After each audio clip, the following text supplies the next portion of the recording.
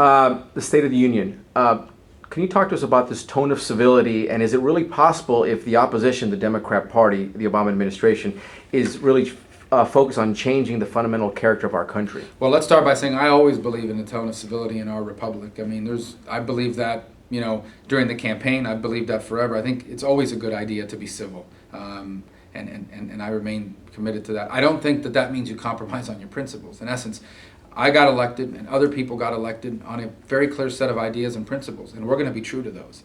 And that doesn't make you uncivil. Just because I disagree with the Obama administration and make arguments against the direction they're taking our country doesn't make me uncivil, and vice versa.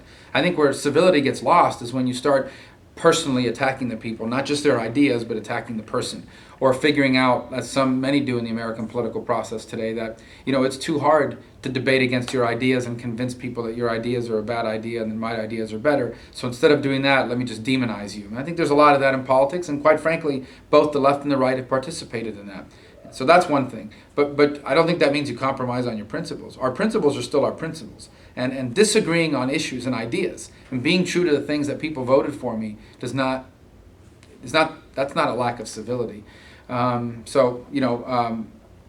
do hope that, and I've always hoped that the political discourse would be elevated in America, and I hope we can get into an ideas-based debate in Washington, because if we do, I'm pretty confident that those of us who believe in limited government and strong national defense are going to win.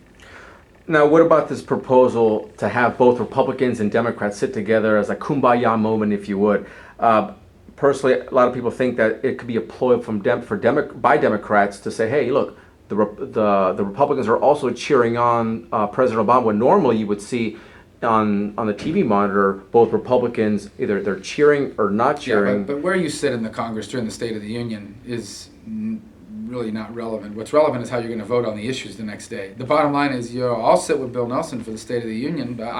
Quite frankly, I'm new to all this. I didn't even realize Democrats and Republicans don't sit together for the State of the Union. But I'm still going to vote to repeal Obamacare. I still want to see a balanced budget amendment. I still want to see us tackle this debt issue in a serious way. I still want America to be the strongest military power in the world. I still want the unspent stimulus money to be returned and used to pay down the debt. I still want our tax code to be reformed so that it's simple and affordable. I still want to see regulations brought under control in America so that our businesses can flourish and prosper.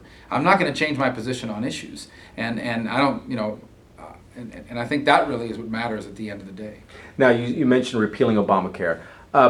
Would you be in favor of maybe an amendment to the Constitution? I know the repeal amendment's out there. There's an organization pushing the repeal amendment. Would you be in favor, maybe look into it more, and maybe that's something you would be interested in supporting moving forward? A constitutional amendment? An actual amendment to the Constitution to repeal anything similar to Obamacare down the pipe. I think what is important, I'd have to study this constitutional amendment because I haven't read the particular amendment, and I'm always careful with tinkering with the Constitution because it can also lead to great mischief. Plus, it's pretty hard to do, and rightfully so.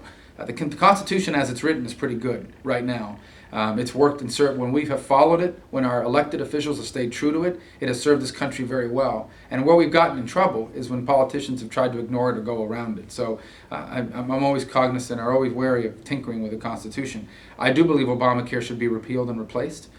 Within seconds or within minutes of it having been voted on in the House, we issued a call to Harry Reid and the Democrat majority in the Senate to give us at least a vote on repeal. I think that I hope that we can convince at least 3 or 4 Democrats to go with us and kind of tilt the balance of power on this issue in the Senate.